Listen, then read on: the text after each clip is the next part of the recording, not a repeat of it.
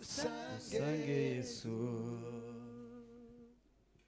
zani imitwaro yawe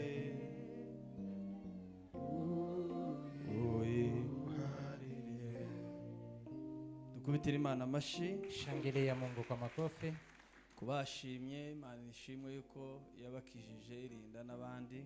Wale ambao wameshukuru Mungu asifiwe kwa amewaponya na akawalinda wengine pia.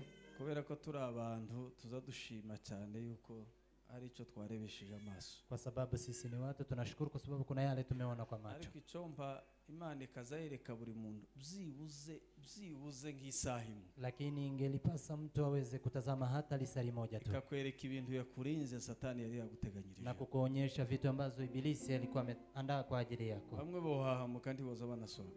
Wamoja wanaweza hata wasitoke. Ariko Imana yabikoze, abari barwaye, abari batwite, abandi bakoze impaka n'abandi bose. Kwa wale wote ambao wamepatwa na mashida waliokuwa wamejifungua. Imana ishimwe rero yabikoze. Mungu asifiwe aliyefanya hayo. Twihanganishe n'abakristo bacu bose babuza babo. Tukiwapa pole wakristo wote ambao wamepoteza wandugu. Abo tuzi nabo tutazi. Wale ambao tunawafahamu na wale ambao hatuwafahamu. Ntabwo turi Imana ariko kandi ntitwobimenya utatubwiye. Ukiwa na tatizo sisi si Mungu lakini ukituambia tutajua. Ntitwokora nk'Imana ariko twokora nk'abashumba. Hatuwezi kufanya kama Mungu lakini tunaweza kufanya kama wachungaji. Rero ucecetse ntitwobimenya. Ukinyamanza hatutajua. Rero mwihangane mwese. Kwa hivyo muendelee kufarijika. Turaganira ijambo ry'Imana. Tutazungumza neno la Mungu.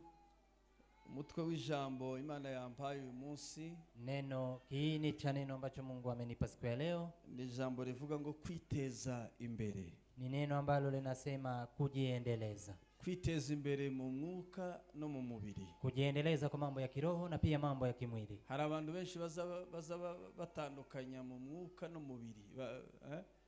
Tuvuza ngo kwiteza imbere mu mubiri. Hari abantu bokumva ko twagiye mu kimina. Tukisema kujiendeleza katika kimwili kuna watu wanaweza kufikiri tumeenda katika mambo ya kipesa. Imana ibantize mwumve cyane. Mungu anisaidie msikie sana. Ndabakira Imana ibahumugisha. Na wapokee Mungu awabariki.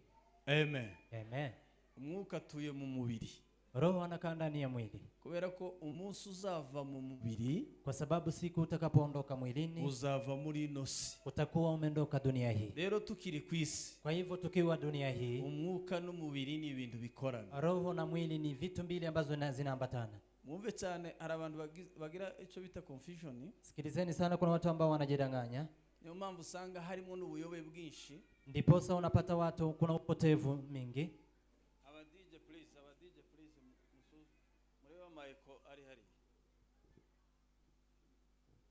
Imanaje hari ikintu nkunda icyo bita sound.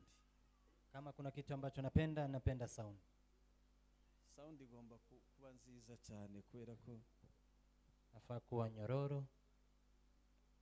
By the way, hano tugira sound nziza. Hapa tunayo sound nzuri. Ariko bari he? Kwani ma DJ wako wapi?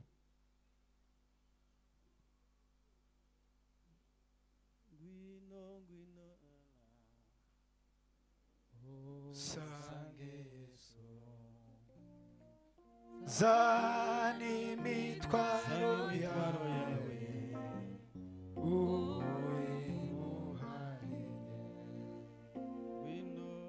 Gwino, gwino, gwino usange Yesu. Zani mitwaro yawe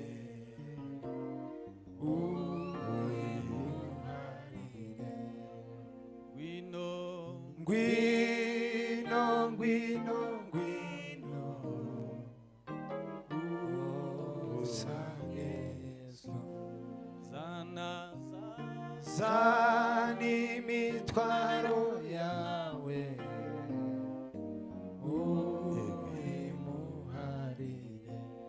Bwana asifiwe sana. Amen.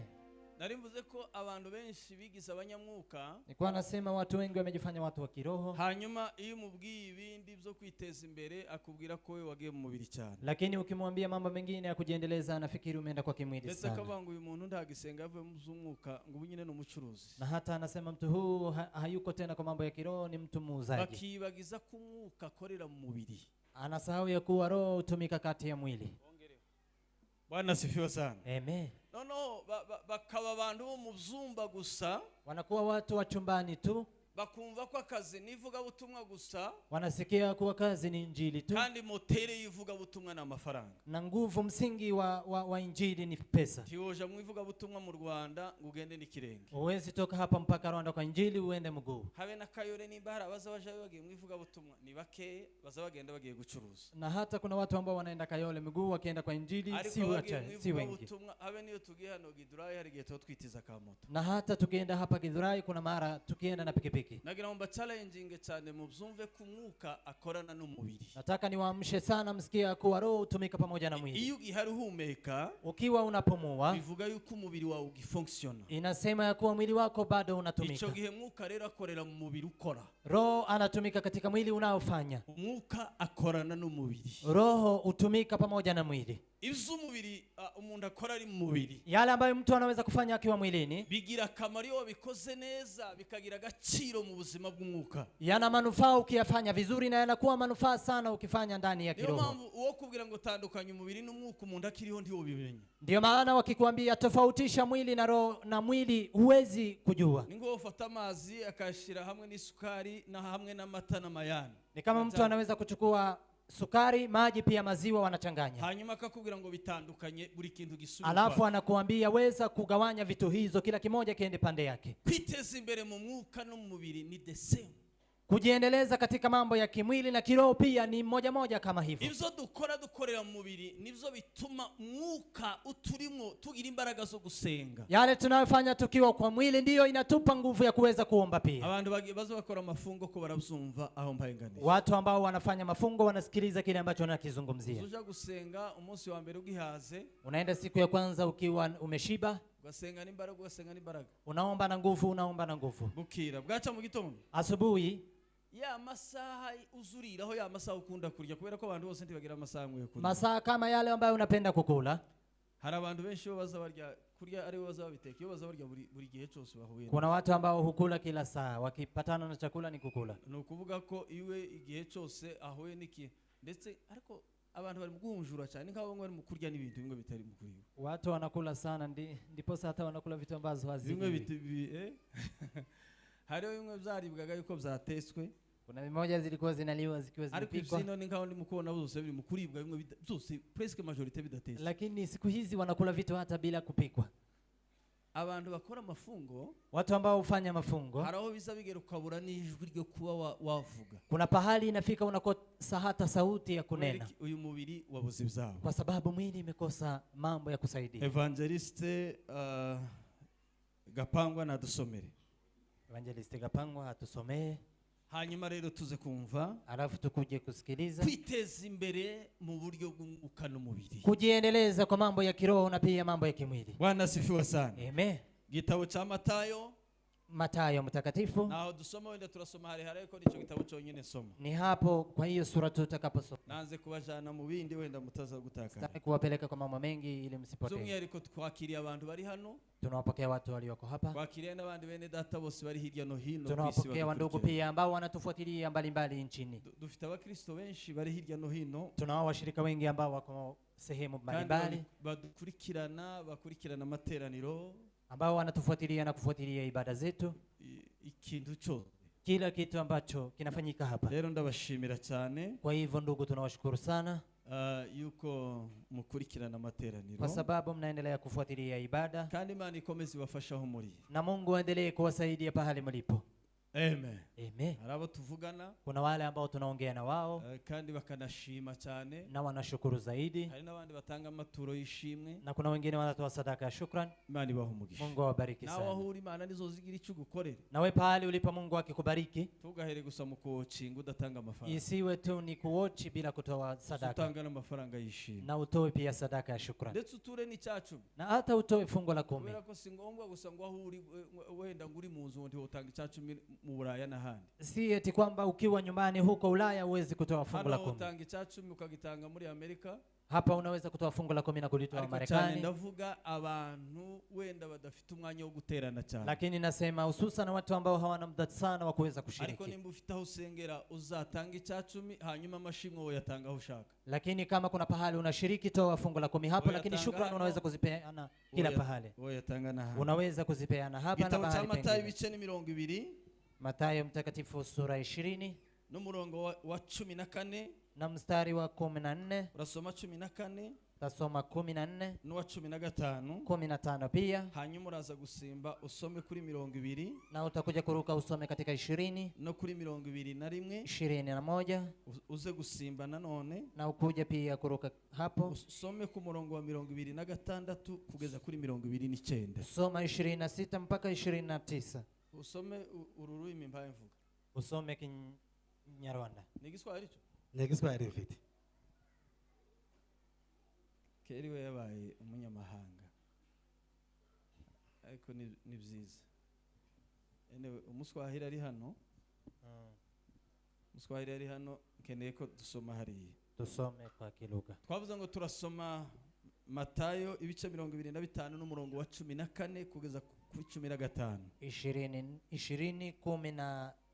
20:14-15 Mathayo Hanyuma mtakatifu. araza gusimba some nanone kuri uwo murongo Atasoma hiyo aramanuka sura hepfo kugira ngo muzumve. ili ashuke hapo Kiriya chini. gice uwo murongo 20 igice ni cya 25 n'umurongo wa 14 kugeza ku 15. 25 14 Icyo gice cyo nta 15. gihindura nta kivaho. Imirongo Atoke gusa hapo. niyo agenda asimbaho asoma. Ariko igice cyo ni 25. Ngira ngo byumvikanye none. Yego. Dusome mu izina rya Yesu. Matayo 25 Yego. umurongo wa 14. Bizaba nk'iby'umuntu Yego. wari ugiye kuzindukira mu kindi gihugu. Yego. Ahamagara abagaragu be, abasigira ibintu bye. Abasigira ibintu bye. Abaha umwe itaranto 5. Umwe amuhereza itaranto 5, Undi amuha itaranto 2. ndamuhereza 2, Undi amuha imwe. undi amuhereza 1. Uko umuntu ashoboye. Iryo jambo iyo sente zirangiza Hapo muyitindeho mwisho namwe. mkae Umwe sana. yamuhaye 5, Mmoja amempa 5, ndamuhereza 2, mwingine 2, ndamuhereza 1. mwingine akampa 1. Ngo nguko Umuntu ashoboye. nukuvuga ko ibyo ufite Yale ambayo unayo nibyo ushoboye. ndiyo unaweza, Ibyo udashoboye yale ambayo huwezi tushobora kubibona. huwezi kupewa. Ibanga rikugeza ku bindi Siri itakayokufikisha kwa mengine gukiranuka kuzimana yabonye ko igomba ni kuguhereza. kuwa mwenye haki kwa yale Mungu ameona ni lazima akupe. Ibyo ufite Yale ambayo una nibyo ushoboye. ndiyo una uwezo. Ubishoboye gute rero? Una uwezo kivipi? Kubibyazamo umusaruro. Kuweza kutoa faida kwa hayo. Nukuvuga ko nukenera byinshi biruta ibyo ufite, Ukitaka mengi zaidi ya yale ambayo unayo, bizava mu gukiranuka kuzimana yabonye ko ushoboye gukora. itatokana kuwa mwenye haki kwa yale Mungu ameona una uwezo ya kufanya. Halo? Sizi na Biblia zanyu nimba ariko Sijui kama Biblia zenyu zinasema umuntu hivyo. wese yamuhaye Kila mmoja yoyote uko amempa ashoboye. kadri awezavyo. Komeza rero. Arazinduka. Arazinduka. Uwo mwanya wahawe itaranto 5. Wahawe itaranto 5. Aragenda arazigenza. Agenzuramo izindi taranto 5. Arazicuruza. Urya wahawe 5 arazicuruza. Yule aliyepewa 5 akaziuza. No wahawe 2 abigenza atyo. No wahawe 2 nawe agenzuramo izindi 2. hanyuma yunguka inyungu ya zindi 2 ziba 4. Akafaidika na 2 zikawa 4. Ariko uwahawe imwe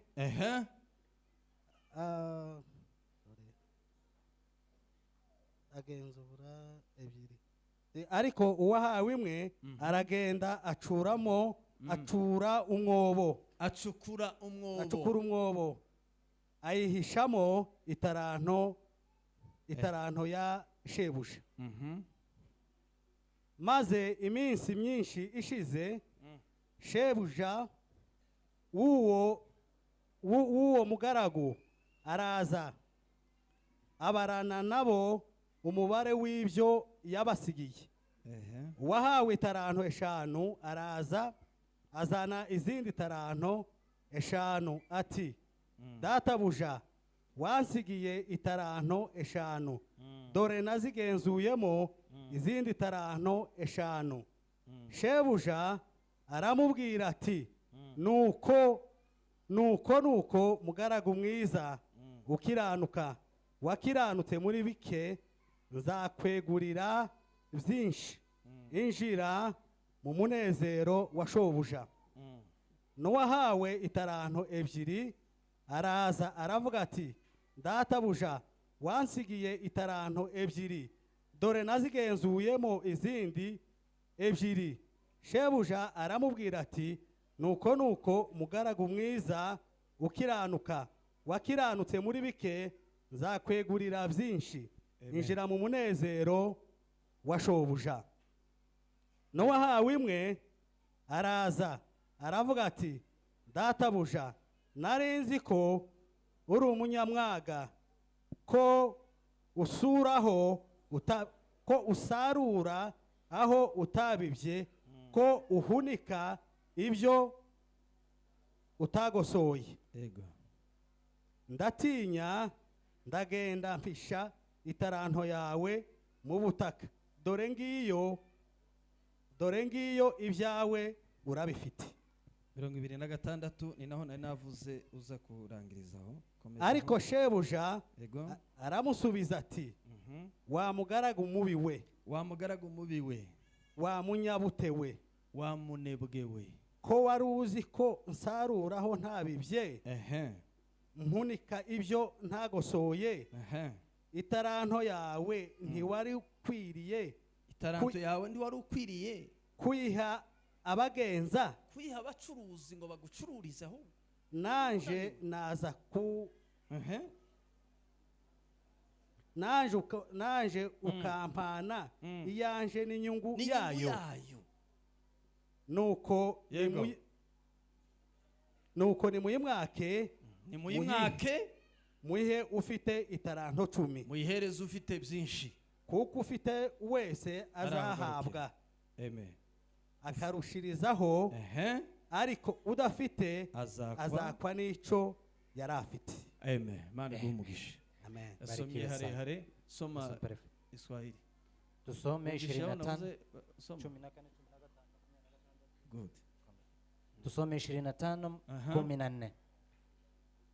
Maana ni mfano wa mtu atakaye kusafiri, aliwaita watumwa wake, akaweka kwao mali zake. Akampa mmoja talanta 5, na mmoja talanta 2, na mmoja talanta 1, kila mtu kwa kadri ya uweza wake. Akasafiri. Mara yule aliyepokea talanta 5 akaenda akafanya biashara nazo, akachuma faida talanta nyingine 5. 26. Bwana wake akajibu akamwambia, wewe mtumwa mbaya na mlegevu, ulijua ya kuwa navuna nisipopanda, na kusanya nisipotawanya. Basi ilikupasa kuiweka fedha yangu kwa watoa riba, nami nikaja ningalipata iliyo yangu na faida yake. Amen. Bwana sifiwe sana. Amen. Mwenga bazamura ibiganza niba nyosheni mikono na shaganya biragufasha nawe kuba maso. Weza kupunga mkono. Konda baba muzamure mugasamba. Nasema nyosha mkono na mpunge mkono. Imana ibahumugisha. Mungu awabariki. Abantu babaye abanyabutitsa. Watu wamekuwa walegevu. Kintu kitari mu ifaranga kugira ngo umuntu yamacishoramo wese. Kitu ambacho hakina pesa mtu ajiweke ndani yote. Sinzi Imana yo mwijuru dufashe buri. Mungu wa mbingu atusaidie. Kubera ko ikintu abe n'uguhamagaza abantu hata ukiwaita watu kugira ngo bitaba utababwiye ngo hariho 200 cyangwa 100 ili waweze kuitika kama hujawaambia kuna 200. Hari gihe kimwe hano abantu bavziganye umuhanda habajamu. Kuna wakati watu wamefinyana hapa barabarani ukawa jamu. Nico gihe duhagaritse iriya mikutano yindi yose zikorerwa hapa. Ndiposa tukasimamisha hiyo mikutano yote ambayo ilikuwa inafanyika hapa. Baza bakandagira ba pastor hano bakazaba bahota ngo bakazaba bata iriya muri za mutabo. Walikuwa wanakanyaga wachungaji hata kuwatupa huko kwa mtaa. Abavyeyi bahetse abana bakaza bajijuka kubera 200. Wazazi ambao wana watoto walikuwa karibu watoto wangu kwa sababu ya 200. Bari uzuyemo ni kanisa kandi wewe no kanisa ibihumbi 200 zo kwinjiramo harimo intebe bikuzura. 2000 wanaweza kuja kukiwa na viti hapa katika kanisa hili. Iruzura barohe baje gutira handi. Ikajaa wakaenda hata kulazimu pengine kubera 200 kwa sababu ya shilingi 200. Gwino usange Yesu zani mitwaro yawe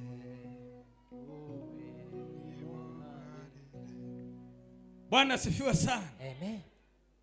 Umuntu Biblia yatubwiye ngo numugani w'umuntu. Biblia imesema ni methali ya mtu. Iyo bivuga uyu muntu wakisema mtu huu agereranwa n'Imana. Yeye ni mfano wa Mungu. Imana hari ibyo yahaye umuntu wari we wese. Kuna yale Mungu amemkabidhi mtu kila yeyote. Uze kubivuga ko nta muntu numwe hari udafite icyo Imana yatumye abaho. Uwanga ninasema hakuna kile yule ambaye anaishi ambaye Mungu hakufanya aishi kwa sababu. Mbere yuko nje mbaho na ubaho. Kabla niwe na wewe uweko. Imana yabanje kurema ibyo wewe uzakora utarabaho. Mungu ameziumba kazi ambazo utazifanya kabla huja kuweko. Ukuvuga ko tutarabaho. Kabla hatuja kuweko. Ibyo dukora nivyo byatubanjirije mbere yuko tubaho. Yale tunayoyafanya ndiyo amekuja kabla hatuja kuweko. Mbere yuko Imana iturema yabanje kuturemera Edeni.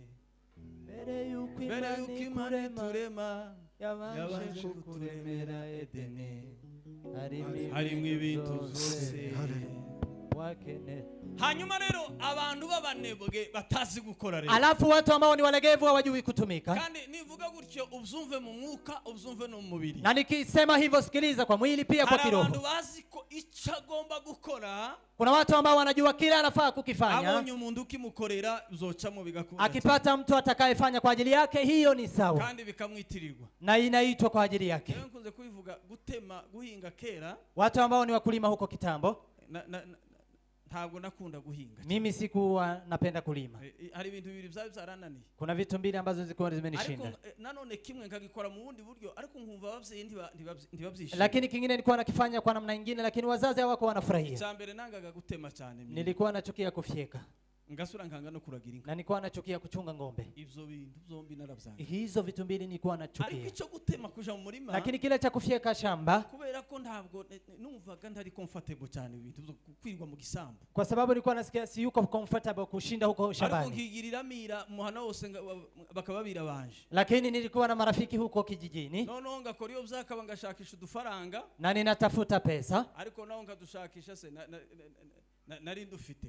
Lakini nilikuwa natafuta nilikuwa na pesa. Ariko ngashakisha nyine udukoko bena tujya abantu bororaga. Lakini nilikuwa natafuta zile kuku ambazo watu walikuwa wanazifuga. Nkagura umumera ikibido cha 25 kigera ngaha. Nilikuwa naenda na kununua pombe hiyo alafu na wadetea. Hanyuma ngacha mu muhana ngakora ziara mu bantu twabana. Alafu napitia kijijini napitia kwa watu wale marafiki tulikuwa tujaokoka. Kama mbona nk'abantu nka 20 cyangwa 30. Ninapata watu kama 20 ama 30. Nyuma y'isaha imwe. Baada ya saa moja tukaba turangije umurima baza bahinga ivyumweru bibiri. Tunamaliza shamba kubwa ambayo wanaweza kulima wiki mbili. No, iyo natahaga. Nilipokuwa nikirejea nashikaga mu rugo. Nilikuwa nafika nyumbani. Ngakenera ukuntu swate data cyangwa se mama abona ku bintu byaciyemo. Nilikuwa nataka babangu na mamako wajue vile ambavyo tumefanya. Kandi niteguye ko banshimira yuko uri umwana mwiza uzi gukata. Na nilikuwa najua ya kuwa watanishukuru, watajua wewe unajua kufanya. Ariko nashika kabariho bandakarira cyane. Lakini nilipokuwa nikiwasili wanakasirika sana na mimi. Sere bagakunda ko tunajana nubwo ntohinga ngo ariko mbari iruhande. Na hata wanataka twende pamoja hata kama silimi lakini nikae karibu na wao. Hari rimwe zana ibukari bihuru bimwe bizagaza binuka bimwe bikanukira akagonduka mu murima. Kuna wakati nilikuwa naenda shambani napata vitu moja zinatoa harufu alafu na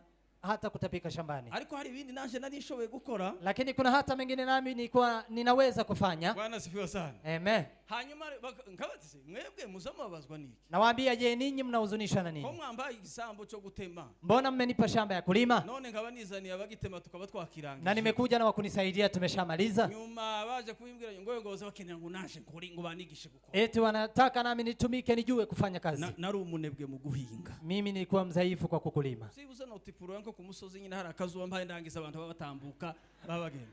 Nilikuwa nalima pahali hadharani watu wakiniangalia wakipita pita. Nayo ndio mugisambiriya nta nyoni. Lakini ni msisi kuzanga nazo ko ziraje kukurya. Lakini huko mashambani huko una wasiwasi. Kurahinga dabo. Unalima huko. Ariko ngo ku musozi ngo kwirango nk'ahantu hari bihurano by'inyana. Lakini huko kama kwa mlima hivi watu mahali wanapita pita. Hari inzira zimwe zimanuka n'izindi zizamuka buri. Kuna njia zinazopita za kupanda na kushuka. Hari abagenzi bajya biwacu bona batambutse batatu bangaye bakagusuza ati mwiriwe ati namakuru iriya. Unaona watu ambao wanapita na kuuliza habari ya siku. Nageza ngatipura nkavanga. Anyway, ico nashaka kuvuga niki? Kile ambacho nataka kusema ni nishaka kuvuga ko umuntu wese Imana yaremye imushira kuri nosi. Yeyote ambaye Mungu amemuumba na kumweka dunia hii. Mbere yuko abaho. Kabla hajakuweko. Imana yabanje gushiraho icyo azakora mu gihe azaba ariho. Mungu amekiweka kabla kile atakachokifanya kabla hajakuwa. Na ameweka mambo mawili. Yashizeho ibyo uzakora mu buryo bw'umwuka n'ibyo uzakora mu buryo bw'umubiri. Ameweka utakayofanya kwa mambo ya kiroho na mambo ya kimwili pia. Hanyuma uyu muntu, na kwa hivyo mtu huu wagiye kuzinduka urugenzi rwa kure, alipotaka kusafiri safari refu, hanyuma ngo afata abagaragu biwe, akaweza kuwachukua wale watumishi wake. Umwe amuhereza italanto 5. Mmoja akampa talanta 5. Hanyuma uwundi amuhereza 2. Mwingine akampa talanta 2. Undi amuhereza 1. Mwingine akampa talanta 1. Arababwira ngo ndagiye. Akawaambia ninaenda, ariko nzagaruka. Lakini nitarudi. Bwana asifiwe sana. Asifiwe Yesu. Sera kose niki? Kila alichokuwa amekifanya nini? Yarabahaye akazi ko gukora. Alikuwa amewapa kazi ya kufanya. Abahereza n'umutahe wo gukora. Na alikuwa amewapa hata pesa ya kutumika. Arangiza rero arababwira ati mukore. Na akawaambia jukumikeni kwa kufanya kazi. Ibintu byinshi bitanditse hano muri Biblia. Kuna vitu mingi ambazo hazijaandikwa hata Biblia. Bigaragara ko yarasanzwe abikora bigisha gukora. Lakini ilikuwa ni desturi yake kuwafunza kufanya kazi. Alafu akasafiri. Aliposafiri, abandi yagiye ahereza italanto zitandukanye. Hawa aliyowapa talanta mbalimbali. Ubundi talanto ni iki? Je, talanta ni nini? Talanto bisobanura ibintu byinshi cyane. Talanta inamaanisha mambo mengi sana. Cyambere bisobanura ngo ni impano ikomeye y'agaciro cyane. Kwanza inamaanisha ni vipaji kuu ambazo Mungu anaweza kukupa. Hii talanto ngo ni zahabu. Ni dhahabu. Hii dhahabu ngo yakorwaga nka kurya baza bakora gato. Ilikuwa kama vile wanatumika keki. Kurya bakoraga gato. Vile ambao walikuwa wanatumika keki. Ngo niyo forme izi talanto zabaga zirimo. Hiyo ndio ilikuwa kiini cha hiyo talanta. Hanyuma ngo yari ifite agaciro. Na ilikuwa na thamani kangana na kizahabu. Ambayo ni kama ya dhahabu. No kuvuga izi talanto 5. Hizi talanta 5. Hizi talanta 5 zari zifite agaciro, zilikuwa na thamani kangana n'ibiro 150 z'izahabu. Ni kama kilogram 150. Mutegere hano, mutegere. Sikilizeni vizuri. Yari yabasigiye amafaranga. Alikuwa amewachia pesa thamani kubwa. No kuvuga ko italanto 5. Talanta 5 zari zifite agaciro, zilikuwa na thamani kangana n'ibiro, ni kama kilogram ihoro. Donc zahabu zipima ibiro 150. Dhahabu inayopima kilo 150. Umwe amusigira ibiro 150. Mmoja akamwachia 150. Aramubwira ati wewe, akamwambia wewe, ibi nivyo wewe ukwiriye. Hiyo ndiyo inakustahili. Zambo nuchangamutse cyane. Naona wewe unachangamka vizuri. Zambo nubishoboye bwo. Naona unaweza kutumika. Hanyuma ndamuhereza ibiro, amuhereza talanto 2. Mwingine akampa talanta 2. Hizi talanto 2. Hizi talanta 2. Huyu wa kabiri. Huyu wa pili. Zingana n'ibiro. Ni kama kilo. Zizahabu 50. Ni kama kilo 50. Hanyuma undi amuhereza italanto 1. Na mwingine akampa talanta 1. Ariko ni nkayo yamusondetse. Lakini ni kama amempea kidogo. Yaramusondetse. Amempa kidogo. Reka mbizane mu biro by'izahabu mwumva ukuntu yarafite byinshi. Acha nilete kwa kilo ya dhahabu mtasikia. Huyu talanta imwe rero. Huyu wa talanta moja. Talanta moja. Yari mu gaciro nanone. Ilikuwa na dhamani. Ubirojeje muri zahabu. Ukilinganisha na dhahabu. Yanganaga n'ibiro 30 za zahabu. Ilikuwa ni kilo 30 ya dhahabu. None se urumva ko yahawe bike? Je, mnasikia amepewa kidogo? Abantu bazamaga ngo yahawe ngo nyina agomba kukimba. Watu wanasema angelichimba aweke chini. Ili ya talanta imwe yari ifite agaciro kangana n'ibiro 30 by'izahabu. Hiyo talanta ilikuwa na kilo 30 ya dhahabu. Ndahabwa talanta zinganya agaciro n'ibiro 150 by'izahabu. Mwingine akapewa kilo 150 ya dhahabu. Ndahabwa talanta zibiri zinganya agaciro n'ibiro 50. Mwingine akapewa 2 ambayo ni kilo 50. Arabasezera avuga ngo ndagiye ariko nzagaruka. Akawaaga na kuambia ninasafiri lakini nitarejea. Mureke mbabwire rino jambo. Tani waambie neno hili. Amasezerano yose were mu isezerano rya kera ukageza mu isezerano. Kuanzia agano la kale na agano jipya. Ivyimana yavuze byinshi majorite byose byarasohoye. Yale Mungu aliyoyasema yote yameshatimia. Dusigaranye isezerano rimwe rikomeye cyane. Tunabaki na agano moja ambalo ni kuu. Imana yakuremye ikaguha nibyo gukora. Mungu aliyekuumba na kukupa cha kufanya. Yasanga aho yagiye kandi taragiye. Ni kama ameenda na hajaenda. Isezerano dusigaranye ni agano tulilobaki nalo ni moja tu. Uwagushize mu mirimo. Aliyekuacha kazini. Utumye ukiriho. Aliyekufanya uishi. Hari umunsi azagaruka. Kuna siku atarejea. Isezerano dusigaranye gusa kwisi. Hilo ndilo agano tunalobaki nalo duniani. Isezerano ryo kugaruka kwa Yesu. Ni agano la kurudi kwake Yesu Kristo. Umunsi Yesu azagaruka kwisi. Siku ya kurudi kwake Yesu Kristo. Umuntu wese. Kila mmoja. Kila mtu atatoa jibu. Buri muntu azatanga igisubizo. Umuntu wese azatanga raporo y'ibizima. Kila mmoja atatoa ripoti ya yale aliyobakishwa na Mungu. Abahawe 50. Waliopewa 50. Bazabazwa icyo bazikoresheje. Wataulizwa ni nini uliyofanya nayo. Abahawe 2. Waliopewa 2. Abahawe 5. Waliopewa 5. Urya wahawe 1. Na yule aliyepewa 1. Akambabwire kino kintu. Tani waambie jambo hili ndugu yangu. Tugasuzugura Imana yaguhaye. Usidharau kile Mungu amekupea. Menya neza yuko ibyo ufite. Jua ya kuwa yale uliyo nayo. Ingana kose. Vile yalivyo. Haijalishi nubwo uri mu bukene. Haijalishi kama uko kwa umaskini. Haijalishi nubwo utabyaye. Haijalishi hujazaa. Haijalishi nubwo uri mu buzima busa nkaho bumeze nabi. Haijalishi unakaa kwa maisha ya unyonge. Nubwo rimwe na rimwe ibitekerezo bikubwira ko Imana yagutaye. Na hata mara kwa mara mafikira yanakwambia Mungu amekuacha. Nubwo ndetse n'abantu basa nk'abagutaye. Na hata watu wanakaa ni kama wamekuacha. Nagira ngo nkubwire ngo ubutaye urimo. Na nataka nikwambie wewe jangwa uliyamo. Imana niyo yabishatse kugomba kuba. Hayo ni matakwa ya Mungu ili ukae kwa jangwa hilo. Kwa sababu gani? Wewe ukwiranye nabyo. Ni wewe unayestahili kama majaribu hayo. Biblia inasema Mungu isayemera ko umuntu ageragezwa. Hawezi kukubali mtu ajaribiwe. Kigeragezo kirenze kwizera. Jaribu kupita imani yake. Gwino. Usange Yesu.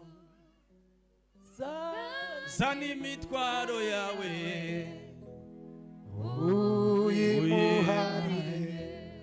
Haleluya. Haleluya. Bwana asifiwe. Asifiwe Yesu. Umuntu wese. Kila mtu. Umunsi Yesu azagaruka gutwara siku ambapo Yesu atarudi kulichukua kanisa. Mundu wese azatanga atajibu kila alichofanya duniani. Mtu wese azasobanura ivyo yahawe. Nubwo hawigira nabi gusenga. Hata kama unaenda udhaifu sana kwa kuomba. Batangazana masengesho abantu ntibazi. Wanatangaza maombi watu hawaje. Ngo dufite abingizi baza badusenga. Eti tuna watu ambao ni wentetesa watatombe. Timu y'abanyamasengesho. Kuna timu ya wana wa maombi. Umuntu wese wakijwa kwa Yesu Kristo. Kila yeyote aliyeokoka na kumpokea Yesu kama mfalme na mwokozi wa maisha yake. Huyo ni mwana maombi ambaye anajaza kila hisia. Lakini kuna wamoja. Bamwe bagizwe kuba. Wamoja ambao wamefanywa kuwa. Bamwe bagizwe kuba. Wamoja ambao wamefanywa kuwa. Ariko umuntu wese no murinzi ku giti cyiwe. Lakini kila mmoja ni mlinzi kwa namgambo yake. Udakora narabivuze naniyinga. Nilisema hata Jumapili. Iyo udakoresha ubushobozi Imana yaguhaye gukora. Usipoutumia uwezo ambao Mungu amekupa kutumika. Nukuvuga ko icyo n'urubanzo uzabazwa ibyo wahawe kujera. Unachongojea ni hukumu utakayoulizwa kwa yale aliyekupea uweze nimba warabikoresheje nabi. Kama umeyatumia vibaya. Hari umugabo ugeze atubwira hano umunsi umwe ari babwiriza. Kuna mzee aliwahi kutuambia siku moja akihubiri. Sinibuka nimba ari mu ishuri nimba ari hano. Sijui kama ni shuleni ama hapa. Aratubwira ngo gukiranuka ku 10 kimwe mu 10. Akatuambia kuwa mwenye haki kwa fungo la 10. Bwana sifiwe sana. Amen. Muntegere neza gutanga kimwe mu 10. Kutoa moja kati ya 10. Ugarasigara ni 9. Na kubaki na 9. Aratubwira ngo ntibivuze ko rya 9 Imana itarifite kuri kontrola. Akatuambia hiyo 9 haimaanishi Mungu hana ruhusa ya kuweza yaratubwiye ngo kimwe mu 10. Control. Amesema moja moja kwa 10, ico ni ikija mu itorero hiyo ni itakayoenda kanisani igakora imirimo yo mu itorero, na kufanya kazi ya hekaluni. ya 9 wasigara Hiyo 9 uliyobaki nayo ngo ndurifiteho uburenganzira bwo kurikoresha uko ushaka. huna uhuru ya kulitumikisha vile utakavyo. Imana ireba cha 10 watanze, Mungu anaangalia ile fungo la 10 uliopewa. yaragize imbaraga zose, aho Imana izireba cyane cyo kimwe na hariya. Pale Mungu anatazama sana kama pale Izisubira ikiruka igasubira mu ruhago rw'amafaranga usigara, anaenda na kuangalia mfukoni kwa pesa ulizobaki nazo, noneho ikareba ukuntu ukoresha ya mafaranga, alafu anakuangalia vile unazotumia pesa ayo hizo. mafaranga niyo gufasha bakene, Hizo pesa ni za kusaidia niyo maskini, gufasha bene data, ni pesa za kusaidia ayo mafaranga wandugu, niyo gufasha imfubyi ni za n'abapfakazi. kusaidia yatima na majane. Aya mafaranga rero tuba dusigara, Hizi pesa tunazobaki nazo ntabwo ari amafaranga yacu ngo tuyakoreshe icyo dushaka ngo ntituzakibazwa. si pesa zetu za kutumikisha vile tutakavyo, eti Niba hatutaulizwa. utari ubizi nagira ngo ugukangurire uyu munsi wa none, Kama uko unajua, nataka nikuamshe siku ya leo, na turiya dukeyi usigara, na hata hiyo kidogo uliyobaki nayo, menya ko umunsi nyir'umurimo azaza kuri ino si, jua mwenye kazi akija kwa dunia hii azakubaza ngo wakiranutse muri bikeya. atakuuliza umekuwa mwenye haki kwa Biblia machache. yatubwira ngo Yesu aravuga, Biblia imesema, Yesu akasema, uyu muntu aravuga ngo, mtu huyo akasema, aravuga ngo wewe rakiranutse akasema umekuwa mwenye haki kandi ngo ukiranuka muri na bikeya, ukakuwa mwenye haki kwa ngo machache, karibu ngwino winjire karibu ingia mu rurembo rwa data. kwenye lango la Hanyuma Baba. utarakiranutse muri bikeya, Lakini wewe unakuwa mwenye haki kwa machache, ngo uzakwa na biriya bikeya wari ufite, utanyang'anywa hata madogo ambayo ulikuwa ngo nayo, bihabwe babandi bafite na icyo. yaweze kupewa wale ambao walikuwa na mengi. Mureke mbabwire bavandimwe, Chani waambie ndugu zangu, ni igihe cyawe naje cyo kwiteza ni imbere. wakati wako na mimi kujiendeleza. Ni iki kizadufasha kwiteza imbere? Ni nini itakayosaidia kujiendeleza? Nuko uzatahura Ni kuweza kugundua ukamenya ko hari icy'ingenzi, na kujua ya kuna cha hari dhamani, icyo ugomba gukora. kuna cha maana unafaa Hari kukifanya. umwanditsi w'umunyabwenge wavuze, Kuna mwandishi aliyeandika, yitwa ngo ni Robert, irindi zina naryibagiwe, anaitwa Robert, yaravuze ngo abakire amesema tajiri aho bataniye n'abakene, pale kuna utofauti na maskini. umukire ngo iyo abonye ifaranga Tajiri akipata ngo pesa, azaziranguramo ibindi bintu, yeye huenda kununua vitu ngo zingine, ategereje umusaruro mwinshi uzava muri arya mafaranga make. akingojea faida mingi itakayotokana na pesa hizo Hanyuma kidogo. aravuga ngo umukene rero Lakini akasema maskini wahataniye n'umukire, tofauti na tajiri. mwumve rino jambo, Sikilizeni neno hariyo hili, principe, kunazo principles, hariyo principe z'abantu bakeneye gukira. kunazo principles za watu ambao wanataka Ntabwo uzoba kuwa, umunebwe gusa kwirirwa wicizara ngo utegereje ubukire. si kusema utaendelea kujikata kucha alafu uwe Hari ibyo tajiri. ugomba gukora, usabwa Kuna gukora. yale unafaa kufanya ili uweze kujukumika. Ntabwo uzokura mu buryo bw'umwuka utazusenga. Hutakuwa kwa mambo ya kiroho kama wewe si mwana Hari maombi. icyo ugomba gukora rero, Kuna kile unafaa kukifanya hari sasa. ibisabwa mu itorero ugomba gukiranuka. Kuna yale anaomba kanisani, unafaa kuwa mwenye haki. Biriya wirengagiza biriya. Hayo ambayo unayadharau, Reka mbabwire kino kintu, chani waambie jambo hili, iz'umutima kubwira ko ariko kuri, yale ambayo moyo anakuambia ni ukweli, ariko undi mutima wa shitani ukakubwira ko atari ngombwa kubikora nubwo ari ukuri. lakini moyo wa ibilisi anakuambia si lazima ufanye, Hanyuma inshingano zabyo ukaziroza ku bandi. na unaona jukumu yazo unaweza kupeleka kwa watu Biga wengine. umutima wakubwiye ko ari byo kuri ubyirengagiza, Kila ambacho moyo amekwambia ni ukweli na unaacha, nirwo rubanza utegereje umunsi we. hiyo ndiyo hukumu utakayongojea siku ya hukumu. Halo, Hello. Bwana sifiwe sana. Amen. Turi kumwe. Tuko pamoja. Hari ibintu utagomba gukorerwa n'abandi, ugomba kwikorera wenyine. Kuna vitu hufai kufanywa na wengine, unafaa kujifanyia mwenyewe. Hari ibyo ugomba kwikorera wenyine ku giti cyawe. Kuna yale unafaa kufanya peke yako kibinafsi. Icyo bita kwibohora. Kile ambacho wanafanya kujipea Wenyine uhuru. ufite uburenganzira bwo kwikiza mu buretwa. Wewe una ruhusa ya kujipea uhuru. Bwana sifiwe sana. Amen. Hello. Haleluya. Turi kumwe. Tuko pamoja. Hanyuma aravuga ngo umukene rero Na akasema maskini anafanya nini? ngo iyo abonye udufaranga Akipata pesa, ngo hari ikintu azakora kandi ngo nicyo kizagikenesha abantu. kuna kile anachokifanya ndicho kinafanya watu wawe maskini. Kandi naragisomye nsanga naje bimwe nza mbikora. Na nimesoma hata mimi nikapata nafanya hayo. Umukene Maskini iyo abonye amafaranga akipata pesa, ngo azafata ya mafaranga yose, anachukua ile pesa yote, wakiruka akayaguramo ikintu kimwe gihenze. anaenda na kununua kitu ambacho ni cha thamani kuu. Ku rugero ngo akagura iPhone For example, ananunua iPhone cyangwa akagura imodoka, ama ananunua gari, ntagira inzu, hana nyumba, ntagira aho guparika imodoka, hana pahali pa kupaka. akagura iPhone Ananunua iPhone igura ibihumbi 100. ambayo inanunua 1,100. Bwana sifiwe sana. Amen. Igihe bya bihumbi 100 Ingalau hiyo 1,100 abishize mu bucuruzi bwa hano, ngira ko murama mukubita imibare, akiiweka kwa biashara hapa, bya bihumbi 100 hiyo 1,100 bishizemo ibihumbi 10, ukitoa 10,000 wogura tache nziza ihamagara, unaweza kununua tachi nzuri inayoita, ifite ha status, ambayo ina pahali pa status, ifite aho kuja umuntu umwe ina pahali pa kwenda mtu ifite mmoja naho mmoja, kuja amagrupe, kuna pahali pa kwenda groups, ifite naho kuja call, ngira ngo ni utuntu tune tuba turi hari. kuna pahali pia pa kwenda call. Ariko ngo ikiza mu bintu ngo byakenesheje abanyafrika, Lakini kwa vitu ambazo zimewafanya Waafrika wa maskini, narabisomye ndababara cyane, nimesoma nikahuzunika. biravuga ngo abakene Inasema maskini ngo iyo babonye ikintu wakipata kitu ngo bakora ikintu kugira ngo bahima abandi, wanafanya kitu ili waweze kuwaambia ngo wengine babereke ko nabo bunyine bahagaze neza, na kuwaonyesha, kwa sababu wao pia wamesimama vizuri. ndakagura ihuzo Tu ananunua vazi adafitiye imbaraga zo kuyigura, ambayo hana uwezo ya kununua vazi hilo, abonye ifaranga yo kaguzemo n'ibindi nk'ibintu, amepata pesa ya kununua hata vitu kadha kadha, ihuzo kugira ngo yemeze runaka nabo babone ko, lakini ananunua vazi ili amuonyeshe fulani ya kuwa na yeye amenunua. nuko ya mafaranga yarabonye, Hizo pesa ambazo alikuwa amezipata anyungu ni mwivuyemo, hamna hata faida ambayo ameitoa, ahubwo ya telefone aguze n'urwobo ni ikindi kintu kirya ni mafaranga, bali hiyo simu aliyoinunua ni shimo ambayo inaingiza pesa nyingine. noneho ugasanga amafaranga warubonye Pesa ambazo ulikuwa umepata witejeje imbere, hujajiendeleza, ahubwo kurasubira inyuma, bali unarudi nyuma. ariko umukire ngo yabonye duke, Lakini tajiri akipata aza kidogo, turanguramwe ibikoresho, yeye huenda na kufanya biashara hanyuma kwa mambo ngo hayo, agategereza inyungu nishi zava muri byo, alafu anangojea faida nyingi itakayotokana na mambo uburyo hayo. bw'umwuka rero bimeze gute? Kwa mambo ya kiroho inamaanisha nini? Ibiterane byabaye byinshi, abantu niko nimukumva bari Mikutano imekuwa mingi, ngo ibiterane byabaye byinshi, mikutano imekuwa mingi, ngo n'amateraniro yabaye menshi, na hata ibada zimekuwa nyingi. hari bamwe zano mva bambwira ngo se mwebwe ngo gahunda zanyu ngo mwiruka Kuna wengine wanasema, je, mpango yenu ni kukimbia kukimbia? ngo amateraniro ngo ikiriyo ngo n'amakwengo ibintu byose ngo tuba twiruka, Ibada za kilio na mengine ni kukimbia kandi tu, ngo nta kindi kiba gituma twiruka, ngo tuba twatwirukira ngo yitarama. na hakuna kingine ambacho kinatufanya tukimbie, ni kukimbia ili tuje kuendelea na ibada nyingine. Reka mbibabwira ukuri, Cha niwaambie ukweli, tuba twatwirukira igitaramo. ukweli tunakimbilia hiyo ibada. Wari ufite ico kibazo adafite igisubizo nico, Yule ambaye hakuwa na jibu, hiyo ni kandi jibu. na wa wundi uhavuga gutyo Na yule ambaye anasema hivyo hazaza guhumuriza abandi, haji kuwafariji wengine, ntakiburica abandi azamwo, hajaenda pia kwa sherehe ya wengine, ashaka kugaragaza intege nke z'abandi, anataka kudhihirisha udhaifu wa wengine, sibaye ngo abangaba ngo eti hawa guko ni igitaramo bahabirukira. ni ibada wanayokimbilia. Bibiri zitubura ngo Dawidi Biblia inasema Daudi iyo ngo yumva gusa makuru, wakati alikuwa anasikia tu habari, narishimaga muri Zaburi, alikuwa anafurahi katika Zaburi, ngira ngo ni Zaburi 122, Zaburi baravuga 122, ngo narishimaga, alikuwa anasema nilikuwa iyo nafurahi ngo bavugaga ngo tuje mu nzu wakati walikuwa y'Uwiteka. anasema twende hekaluni mwa Baba, Naho twebwe tukibabazwa no kuja gusenga, lakini sisi tunaohuzunishwa na kwenda kwa kushiriki, materaniro ya buri munsi. eti ushirika wa kila siku. Mureke mbabwire kino kintu, muze muganira na bene wanyu bari hanze. Cha niwaambie ndugu zenyu ambako wako huko ng'ambo, zungumzeni na wao. Tuganire ejo bundi, Kuna mtu ambaye tumezungumza na yeye, ariko ndashobora kuvugira hano, lakini ambaye siwezi kumzungumzia hapa. arambwira ngo ibo aho bari mu gihugu bari mu Akasema yeye kwa nchi ambayo wanaikaa kwa sasa, abaturage baho ngo bagiye Oshago, wale ambao ni wakaazi walienda Ushago kubera ko bari muri holidays z'amashuri, kwa sababu wanakaa holidays za masomo. iyo ngo bari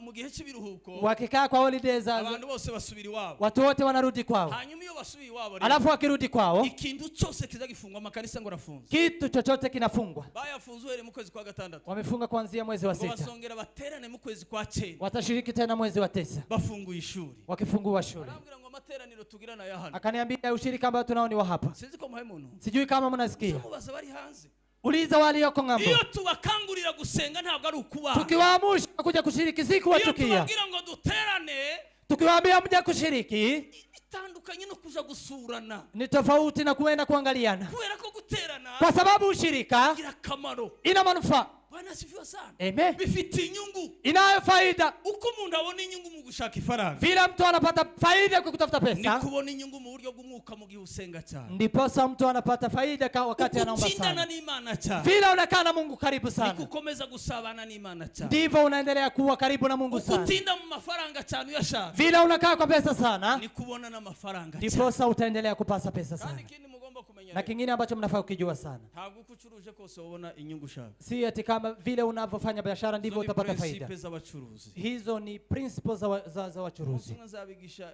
Imana nimpereza umwanya, Nitawafunza Mungu akinipa nafasi. nzabigisha uburyo bwa management y'amafaranga. Nitawafundisha vile unaweza kumanage pesa. Jambo rivuga ngo udakora ntakarye. Pesa, neno linalosema atakaye yule ambaye hatumiki hali. Hari abacuruzi bifuza inyungu irenze igishoro batanga. Kuna wale wafanyabiashara ambao wanatamani faida zaidi ya capital ambayo wameweka. Hari n'abandi bategereje inyungu batigeze bashira mu mutwe ngo batekereze. Kuna wengine wanangojea faida ambayo hajaweka kichwani ili waweze kuifikiria. Ubundi inyungu iva mu bitekerezo by'umushinga wateguye. Faida inatokana na ile project ambayo umeweza kuiandaa. Utegura uko ndashora kino gishoro nyuma y'ukwezi amezi 3. Unaenda na kukaa na kusema nitatoa capital hii alafu niende kwa biashara hii. Alafu hii kitu hii project itatoa faida kama hii. Abantu bacuruzi bari hano sindi umucuruzi mu bindi bintu byananiye navyo gucuruza kurimo. Kwa vitu vingine ambazo zimenishinda kufanya biashara pia imenishinda. Navyo kuva kera. Na hiyo pia tangu zamani. Abantu bamwe twabanye. Kwa sababu kuna watu ambao tumekaa na wao. Iyo twicaraga na kera twicara kera. Wakati tulikuwa tunakaa huko kitambo, bamwe bagaza ngo bazaba bacuruzi. Mmoja alikuwa anasema atakuwa wafanya biashara. Ubucuruzi wapi? Mimi nawaambia ufanya biashara hapana. Jewe ni ibyikanisa. Mimi ni mambo ya kanisa. Kandi koko nyine nako byagenze. Na ni hivyo imekuwa hivyo. Abantu rero batazi ubucuruzi. Watu ambao sasa hawajui biashara. Bana sifiwa sana. Amen. Principe za mbere z'ubucuruzi ushaka ifaranga. Principle za mtu ambaye anatafuta pesa. Daboro no kumenya ibyo ucuruza bikenewe gute muri ako karere ujamo. Ni kujua biashara ninayofanya je inahitajika kivipi kwa area ambayo unafanyia biashara. Kushora imari yawe. Kabla hujaweza kuweka capital yako. Ugenda ukora ico bita urugendo rwo gushaka kumenya ka karere ni ibihe bintu bakunda. Nenda kwanza ufanye safiri uende kuangalia na kuchunguza watu wa hapa wanapenda nini. Ubucuruzi nshobora gushora hano hantu bigacamo bigakunda. Ni biashara gani ninaweza kuleta hapa na iweze kufaulu. Akeshi duhomba kubera kutamenya imibari no kutamenya business. Mara kwa mara uanga tunafilisika kwa sababu hatujui biashara na pia kujua business. Kurangura ibintu byose ubijanye hano hantu. Unaenda na kununua vitu na kuzipeleka mahali hapa. Hanga kino kintu ni kizira. Na hapa kitu hiki ni tabu. Wewe ndabona kubonye no kugufunga. Na edha wakikupata ni kukufunga. Bazumenye ibicuruzwa bikenewe ahantu ni ibihe. Jua kwanza biashara inayohitajika mahali ni gani? Hiyo ni principle ya mbere y'umucuruzi. Hiyo ni principle ya kwanza ya mfanya biashara. Ya kabiri ni hivi sina nabeteganije. Ya pili ni gani? Ya kabiri ni yihe? Pili ni gani? Biravuga ngo iyo umaze kumenya kano gace bakunda kino kintu. Ukishajua area hii wanapenda kitu hiki. Cha kabiri rero ukora niki? Pili unachokifanya ni nini? Ureba ahantu hahurirwa n'abantu benshi. Unaangalia pale kuna kusanyiko la watu wengi. Aho akabari uzatangirira business ushaka gukora. Na hapo ndipo utaanzisha hiyo business unataka kufanya. Ukayifata hiyo biashara unaipata na kuiweka mahali. Hapana kufuata business ya gaciro. Si kuchukua business ya dhamani. Ugenda uyimbire nka wa mundu utagira ubwenge. Na kuenda kuchimba kama mtu ambaye hana akili. Uyimbire mu kuzimu numara wifuri. Na kuichimbia na kuiwekea huko na uweza kufunika. Wewe ugize saro yo kogosha. Wewe una kinyozi ya kunyoa. Uyishizana ukora akakarara ukajabuka mwiki. Alafu umeiweka hapo kwa hii daraja ya kwenda mwiki. Hanyuma ngutegereje abakiriya. Alafu eti unangojea customer. Warangiza ukazuba ngo nimusengere ngo nukuri ngo ndibiri mu gucamo. Na unasema mniombee kwa sababu ni kama wateja hawaji. Ufite kibazo si kibazo cyo gusenga, ufite kibazo c'imibare mu mutwe wawe. Si shida ya kuombewa, una shida ya hesabu kichwani. Banza ukore ico bita genzura karere umenye nibicururizwa bigomba gucururizwa aho. Fanya utafiti kwa yale ambayo utauza pale na mahali hapo ni kitu gani? Hello. Nagiye mubiri. Meenda kwa mwili. Ndibora abacuruzi mwese. Si nyinyi ni wafanya biashara. Majority y'abantu bari hano n'abacuruzi. Watu wengi walioko hapa. Kwiteza imbere rero naho bihera. Kujiendeleza ni hapo inaanzia. Nagira mbabwire ino jambo rero. Kaka niwaambie neno hili. Ubushobozi ufite. Uwezo ambayo unayo. Ukoresha uko bungana. Utumikishe vile unavyo. Nimba ushaka inyungu nishi. Kama unahitaji faida nyingi. Ukiranuke kuri bikeyi ufite. Kuwa mwenye haki kwa yale machache unayo. Ukiranuka kuri biki ufite. Ukikuwa mwenye haki kwa yale machache. Imana izakongerera byinshi. Mungu atakuongezea mengi. Kandi mureke mbabwire kino kintu. Na wacha niwaambie jambo hili. Abantu baryamye badakora abo banebwe. Watu ambao ni walegevu ambao hawafanyi kazi. Badasenga bazaba bagona guhera saa moya akagona kugeza 6. Na wale ambao ni wazaifu wa waombi tangu usiku kucha. Wavuze kungorota? Bazabagona. Ambao hungorota. Bazabagona guhera saa moya. Watu ambao hungorota kwanza saa moja. Bakicharite. Wakiwa tu hawajapiga anaanza kungorota. Kazugura none bagira pikipiki munzu. Unadhani wana pikipiki nyumbani. Guhera saa moya. Kuanzia saa moja. Akageza indi saa moya y'igitondo. Mpaka saa moja ya asubuhi. No. Ndaza kuyabwira hano buke. Nitakuja kuambia kidogo. Umuntu nimba ushaka gukora. Kama unahitaji kutumika. Ugomba kwirinda ibintu byinshi. Unafaa kujihadhari na mambo mengi. Harimo no gusinzira ndaza kuyabwira hano. Ikiwemo kusinzia nitakuja kuambia hapa. Kandi reka nkubwire rino jambo. Tani kuambia ndugu yangu neno hili. Bibira kabanga. Niweze kuambia siri. Satani ushaka ko tudasenga. Shetani ambaye anataka tusiombe. Iwe ntagira ikiruhuko. Yeye hana pumziko. Iwaza akora kumanywa na nijoro. Anafanya kazi usiku na mchana. Hanyuma twebwe rero. Alafu akina sisi. Tuzatwiha ibiruhuko. Sisi tunajipea kupumzika. Umwanzi ukurwanya. Adui ambaye anatupiganisha. Intambara zikurwanya. Vita ambazo zinakupiganisha. Satani uguhagurukiye. Shetani ambaye Iwe amekusimamia. ntagira konje. Yeye hana likizo. Ntagira ubunebwe. Yeye hana ulegevu. Azakora cyane. Anatumika zaidi kugira ngo afate benshi. ili aweze kuwachukua wengi. N'abandi bantu wewe wishireho dusango dukeye. Bandi wishireho dusaha dukeye two gukora. Wengine wamejipea masaa machache ya kutumika. Ngo ndakwivuna. Hakuna mambo ya kujisumbua. Saa 9 nzasohoka mu nzu. Saa 9 anatoka nyumbani. Ngo nkinjiza ibyo turya. Na ninaingiza yale tutakayokula. Ugomba gukora ukarenza ibyo urya buri munsi cyangwa buri cyumweru. Unafaa kufanya kazi zaidi ya yale unayokula kila siku. Ugomba gukora ukagira na saving. Fanya kazi uwe na saving. Kubera ugomba kumenya ko we never know maandamano ishobora kuwa. Kwa sababu hatujui maandamano yanaweza yakaweka. N'ibindi bishobora kwitokeza. Na mambo mengine yanaweza kujitokeza. Twe turi muri ibingi abandi nabo ko barapanga ibindi. Sisi tuko kwa haya, wengine wanapanga mambo mengine. Iyo witeganyirije. Ukiwa umejiwekeza. Birya wateganije mbere. Yale ambayo umeandaa mbele. Nukuvuga ko bigufasha mu gihe hitokeje ibindi bintu utari warateganije. Yatakusaidia kwa wakati kumejitokeza mambo mengine ambayo ulikuwa unaandaa. Niyo mpamvu rero ibyo ushoboye gukora. Ndiposa yale unaweza kufanya. Bikore mu gihe cyawe. Fanya kwa wakati wako. Nutabikora rero. Usipofanya. Hari abandi bahaye bapanga ibindi. Kuna wengine wanaandaa mambo mengine. Uzabyisanga mu bikora itarabiteganije. Utakuja kujipata na kufanya kama hujaandaa. Bwana asifiwe sana. Amen. Bintu bingahenza kurangiza. Vitu kama ngapi tukikuja? Abanebwe ubamenyera kukire. Wazaifu utawajua kwa jambo gani? Abanebwe ubamenyera hehe? Wazaifu utawajua kwa jambo gani? Ibintu bitandatu bindi ndakomeza n'umugoroba. Hata tuseme 6 mengine tutaendelea jioni. Mugoroba ndaza kubabwira ingaruka z'abantu batazi badakora. Jioni nitawaambia madhara ya watu ambao hawafanyi kazi. Hello? Amen. Muri hano ariko? Mko hapa? Tuzamuri ibiganza. Nyosha mkono. Amen. Amen. Nibwo bukene dufite muri Afrika. Huo ndo umaskini tunao katika Afrika. Bukene bw'abanebwe benshi badakora. Tuna umaskini wa watu wengi ambao hawafanyi kazi. Kandi tukakora bukeya na tunafanya kazi kidogo tukarya cyane na tunakula sana. Muzobaza abazungu cyangwa bari hanze. Ulizeni wale ambao wako huko ngambo. Nta bantu baza barya gatatu nkuko tu. Hakuna watu ambao wa huko wanakula mara 3. Sahani hariho bamwe baza bacumba umutemere ntufate ku isahani. Kuna wengine wanasonga wanapika unadhani ukamuhenga manga uje kwa helikopteri geku.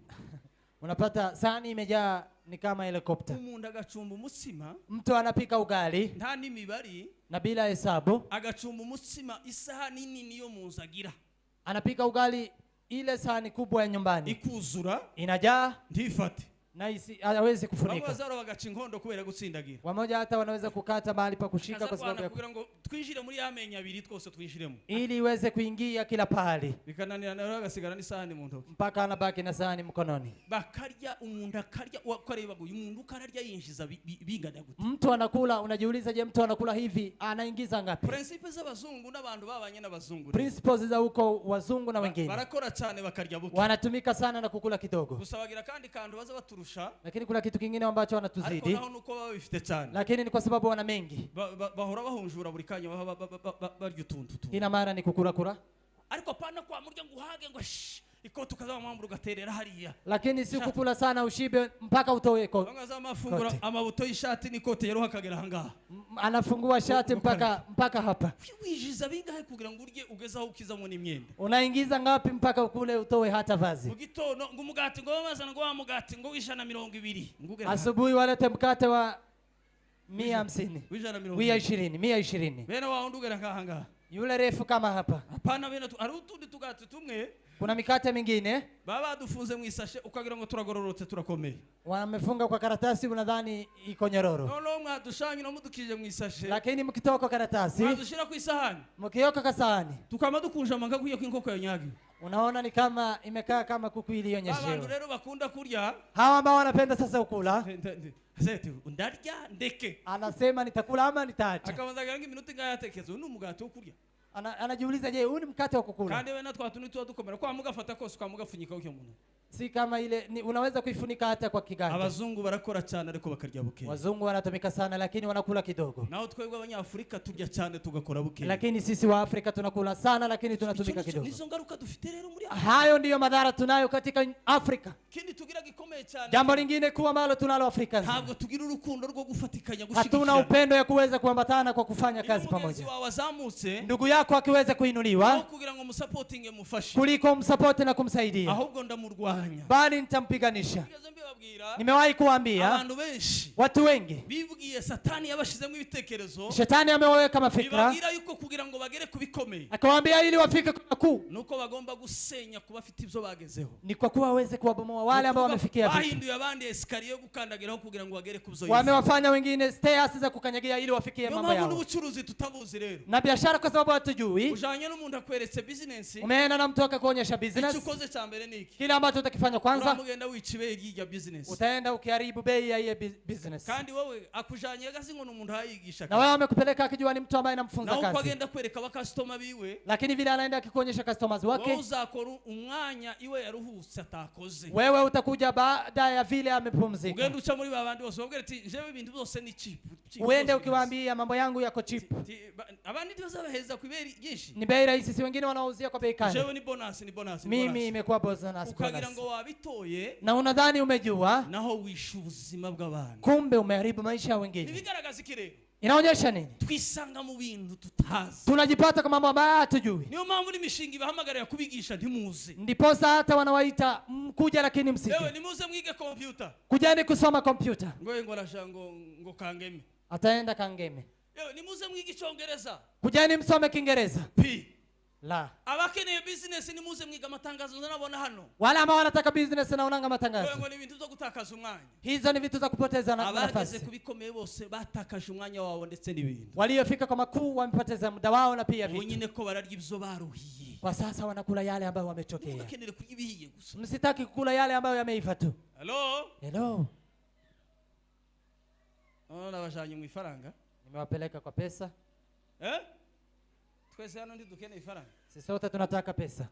Wewe ni mutazikeneye izo ufite uzinsigire hariya nidusohoka. Kama wewe utaka pesa, yale ambayo unayo niletee baada ya ibada. Rero hari principe rero. Kunazo principles. Hari ibintu bitandatu ugomba kwirinda cyane niba ushaka kuba umucuruzi. Kuna vitu 6 ambazo unafaa kujihadhari sana ukitaka kuwa niba ushaka biashara. kwikiza mu bukene. Kama unataka kujiondoa kwenye umaskini. Niba ushaka gukura mu buryo bw'umwuka. Kama unataka kukomaa kwa mambo ya kiroho. Icyambere. Kwanza ni ukugabanya umwanya, ni kupunguza muda. Kugabanya umwanya kupunguza muda w'ibintu byose wahaye umwanya. Ya kila kitu ambacho umekipa muda.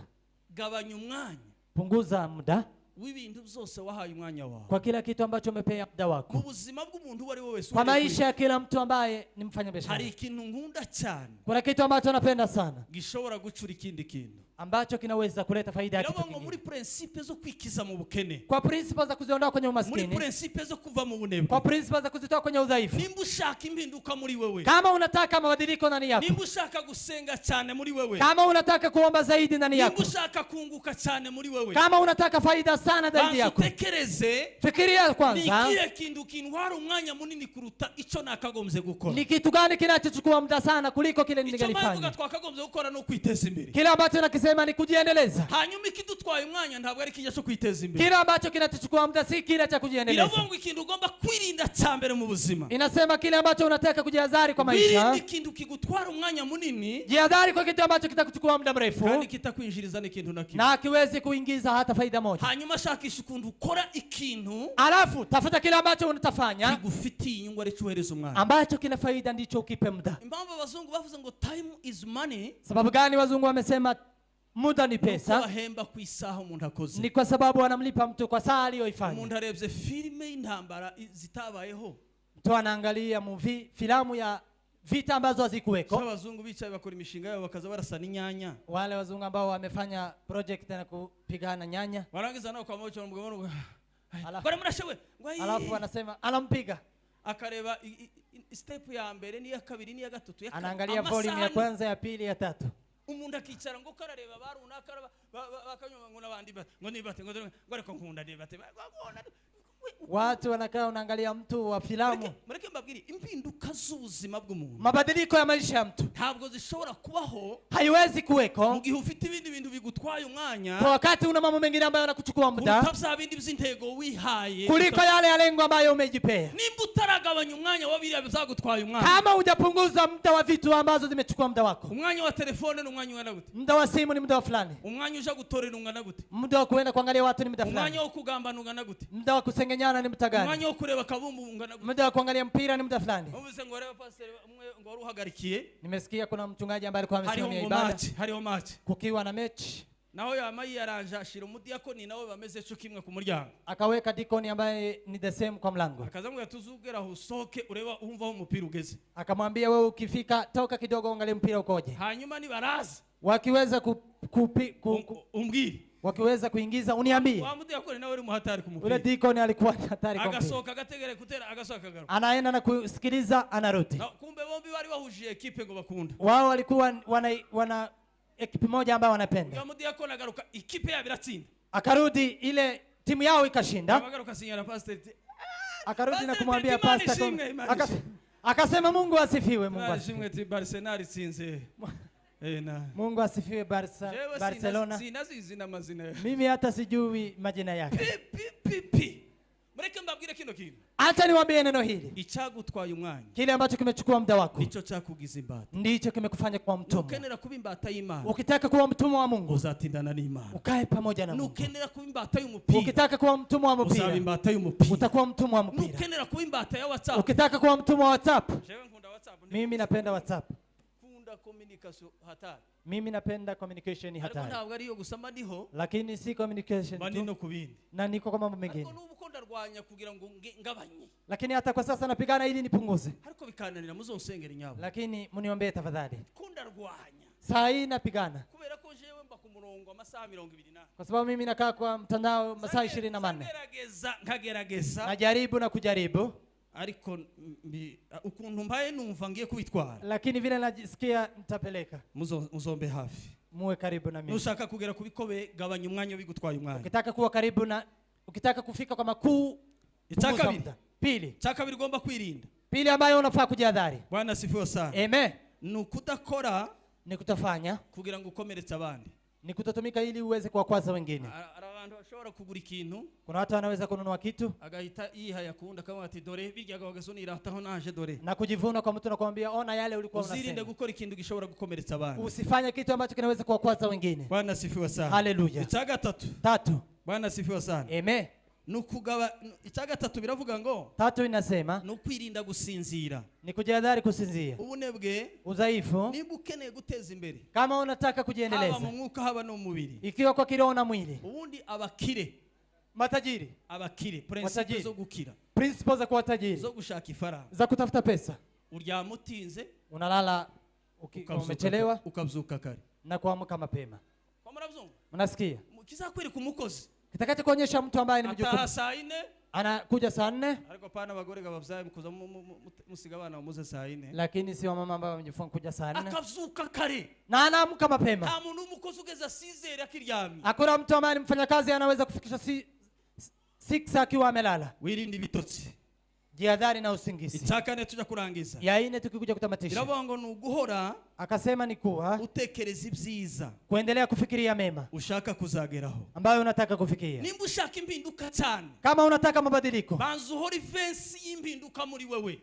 Wewe endelea kuimba mabadiliko. Uvuga ngo icyumweru kiza ngomba kuja ku musozi gusenga. Sema wiki itakayokuja nitaenda mlimani kuomba. Bibe alamu mu mutwe wawe. Iwe alamu kwa kichwa yako. Uvuga ngo mu kwezi kumwe ngomba kwinjiza 220,000 z'amashiringi. Useme kwa mwezi mmoja nafaa kuingiza 20,000 ya pesa. Ushakurya ubitekereze bikuzemo. Ukikuja kukula ingie ndani yako. Nuryamu bitekereze. Ukilala fikiria. Bundi nutinda mu ntego wihaye kugeraho. Ukikaa sana kwa lengo uliojipa kufikia. Ya ntego izakugira imbatizo zikubuza. Nuza kuvuga cyane uvuga ati ja mu kazi. Ukienda kusema sana inasema enda kazini. Nuja gutorera ati amasaha yage ja mu kazi. Ukienda kuzungumza inasema nenda kazini. Tinda cyane. Kaa sana. Muzo wifuza. Kwa yale ambayo unatamani. Uzageraho bitindu bitekereza. Itakaa sana ikae ufikirie. Uvuga ngo iki cyumweru. Useme wiki. Cyangwa se uku kwezi. Ama mwezi huu. Ngomba kuba mfite amafaranga $500. Nafaa kuwa na pesa $500. Reka mbabwire Imana ikunda abantu bafite ico bita iyerekwa vision. Mungu anataka watu ambao wana lengo. Pana kwicara gusa ngo Imana ngo izayirongera gusa ngo twe tugende ngo ibindi Imana no Imana ndikora n'abantu badafite mu mutwe. Mungu kutumika na watu ambao hawana akili. Imana ikora n'abantu bafite mu mutwe. Mungu anafanya pamoja na watu ambao wana akili. Uzugenda wandike kwikaye. Nenda ukaandika kwa kitabu chako. Uvuga ngomba gukora mpakikishe ko aya mafaranga ariyo ninjije. Useme nafaa kutumika mpaka nihakikishe ninaingiza pesa. Ntukibe. Usiibe. Numara uzasenga Imana. Alafu omba Mungu. Imana izabigushoboza. Mungu atakuwezesha. Bwana sifiwe sana. Asifiwe. Cya gatanu. Tano. Ni bitandatu. Cya gatanu cyo kurangiza. Tano tukikaribia kutamatisha. Bwana sifiwe sana. Amen. Biravuga ngo nukwirinda. Ni kujihadhari. Kumenyera ahantu. Kuzoea pahali. Kumenyera ahantu. Kuzoea pahali. Mureke mbabwira kino kintu. Cyane waambie jambo hili. Muri principe zo kwiteza imbere. Kwa principles za kujiendeleza. Haba mu mwuka no mubiri. Ikiwa kwa kiroho na mwili. Uzirinde kumva ko ahantu utagomba kuhava. Jihadhari kusikia kuwa pahali hapa sifai kutoka. Ngo jewe navukiye hano. Eti mimi nimezaliwa hapa. Ngo nabanye na barunaka. Nimekaa na kina fulani. Ngo sinora ntandukana na runaka ngoja handi. Siwezi kuachana na fulani niende pahali pengine. Muri principe zo gukura zo guteza imbere. Kwa principles za kukomaa na kuendelea. Biravuga ngo uzirinde kumenyera ahantu kumva ko ibintu byose bizashobokura aho ngaho. Ni kujihadhari kusikia kuwa kila kitu itawezekana ukiwa hapo. Hari ibindi bintu zose ngugaho go kugakora ugashaka amafaranga kumanywa na nijoro ntibikunde. Kuna vitu zingine unafaa kutumika na kuomba lakini isifanyike. Ico gusaba isomo rya gatanu. Inaomba somo la 5. Bisaba kugomba kwideplace ukavaho. Ni kuweza kutoka pale hapo. Ukaja handi. Na kwenda pale pengine. Ndio waruzi ko tuzaba muri Kenya. Nani alikuwa anajua ataishi Kenya? Ndio waruzi ko bene wacu bazatawanyika ku isi yose. Nani alikuwa anajua ndugu zetu wataenda kila pale duniani? duniani? Ugomba kubura ahantu hamwe gusa. Usisikia kuwa unafaa kuwa kila mahali pamoja. Umva ko ugomba no kumuvinga. Sikiliza pia unafaa kumove. Tukumva ko ubuzima bwose uzaba uri kumwe na so na papa wawe n'abavandimwe bawe. Usisikie kila siku utakuwa na babako, mama yako na ndugu zako. Hari Imana yo gutungira na handi bigakunda. Kuna Mungu anaweza kukufanya uishi pale pengine. Cya gatandatu arico ndangiriza. Ya 6 tukitamatisha. Biravuga ngo ugomba kwigirira icyizere wenyine. Inasema unafaa kuwa na kwigirira icyizere. Kujiamini mwenyewe. Kujiamini mwenyewe. Nimba ushaka gukira. Kama unataka kuwa tajiri. Nimba ushaka kuva mu bunebwe. Kama unataka kutoka kwa ulegevu. Baza wikizemwe amajwi akubwira ko ntaco kwigezaho mu buzima. Jitoe masauti yanayokuambia wewe huwezi. Hari amajwi aza kubwira ngo iwanyu bose bavutse ari abakene. Na wengine anakuambia kwenye mmezaliwa mkiwa maskini. Sogokuru wawe na sogokuruza bari abakene. Babu yako na babu yako walizaliwa wakiwa maskini. Iwanyu nta muntu numwe wigeza kira. Kwenye hakuna mtu ambaye amewahi kuwa tajiri. Ntaco muzigezaho wewe reka. Hamtajifaidi kwa jambo lolote. Ibanga ryo kugera kuzo wifuza kugeraho, siri ya kufikia yale unataka kufikia, uzabanze wishiremo ico bita confidence, icyizere cyo kumva ko nawe wabigera. Weka kujiweka confidence ya kusikiwa na wewe una uwezo. Nimba hari abandi Imana yakoresheje, kama kuna wengine ambao Mungu amewatumia, kwa nini wewe Mungu asikutumie? Nimba hari abandi bari mu kugura indege, kama kuna wengine wanaonunua ndege, kwa nini wewe usinunue ndege? Nimba hari abandi bafite imodoka, kama kuna wengine wana gari, kwa nini wewe una gari? Nimba hari abandi bari mu gufunga iminsi ibiri, kama kuna wengine wanaweza kufunga siku mbili, kwa nini wewe huwezi kufunga? Ngo kwa muganga bamuhaye urupapuro ngo ruhesha gushya, eti kwa daktari wamempa karatasi, kandi ubu nyine ibintu byose shitani yabyinjiyemo, shetani ameingilia. Kwa muzanga umuntu afite igipapuro ngo cyo kwa muganga, unapata mtu ana karatasi ya daktari kimuganga ugomba kuzurya bino ngo mugitondo ukarya bino, ambayo inasema asubuhi na mapema kula hii. Munsi umwe bigeze bambuza hano, siku moja amewahi kuniambia, kunikataza, ngo ndakunywa amata, wakaniambia hakuna kukunywa maziwa, ngo ndakurya ngo KDF, hakuna kukula KDF, ngo ndakurya umugati, hakuna kukula mkate, ngo ndakurya inyama, hakuna kukula nyama. None munsi giki sasa nimebaki na nini? Ngo ndakurya ingwi sukari ndakwishira, hakuna kuweka sukari kwa chai, ngo nta munyu, hakuna chumvi. None je, sasa kamwira ati subira usome, ninasema soma tena ibintu byose kubinkije, vitu zote mbona umenitoa kwa hizo urupapuro n'amasinye bena nk'amazero na masaini inakaa zero. Ndabati ibintu, nikasema mambo haya, ibintu ni hatari, hivi vitu ni hatari. Nikambabwire bene dada, tani waambie ndugu zangu, mureke dusenge byose tuombe, yote yanawezekana. Uzofata umushinga wawe wandike, chukua project yako na kuandika, ubucuruzi bwawe ubwandike, alafu chukua project yako na kuandika, alafu nenda mbele za Mungu na kusema Mungu, hii business ni gushize mbele, hii business nimeiweka mbele zako, uzashoboze kubigeraho, niwezeshe kufikia. Mani baho mugisha, Mungu awabariki, kandi mani bagire neza, na Mungu awabariki sana. Amen. Amen.